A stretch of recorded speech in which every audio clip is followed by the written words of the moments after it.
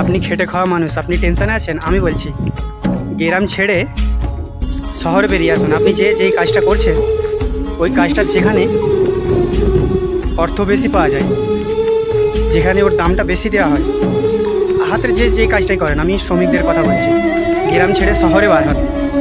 দেখবেন আপনার ছোট্টখাট্টো শখ, ছোট্টখাট্টো বলতে আমাদের খেটে খাওয়া মানুষদের লেগে এটা অনেক বড়, এবং আমিও সেটা পূরণ হয়েছে আমারও, আলহামদুলিল্লাহ। কিন্তু আপনি বাইরে আসুন, বাইরে এসে দেখবেন এখন মিনিমাম একটা মানুষের 1000 টাকা করে দিনে উপার্জন হয়। তাহলে আপনি গ্রামে কেন থাকবেন?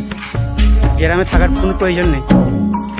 দেখবেন বছর গেলে যদি আপনার মাথায় 2 লাখ টাকাও দেনা থাকে না, 2 লাখ টাকা ঋণী হয়ে থাকেন, সেই ঋণটা সরে যাবে। এবং যদি ঋণ না থাকে মাথার উপরে, ওই পয়সাটা ডিপোজিট হয়ে যাবে, জমা হয়ে যাবে।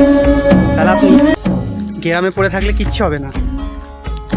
আমরাও একসময় ভাবতাম যে গ্রামের জীবন খুব সুন্দর, কিন্তু সবের মেন হচ্ছে পয়সা। পয়সা ছাড়া কিচ্ছু হবে না। অনেক মানুষ বলে না, রে এত কাজ করিস, কাফনের কি পকেট আছে? আমি বলতে চাই তাদেরকে, একটা মানুষ জন্ম নেওয়া থেকে ওই কাফন পরা পর্যন্ত, এমনকি সবটাই পয়সা দিয়ে কিনতে হয়, পয়সার বিনিময়ে কাফনও দেবে না। তাহলে আপনি কেন পড়ে থাকবেন? সবের মূল উৎস হচ্ছে এখন এই সময়ে বর্তমান বাজারে পয়সা। পয়সা ছাড়া কিচ্ছু হবে না।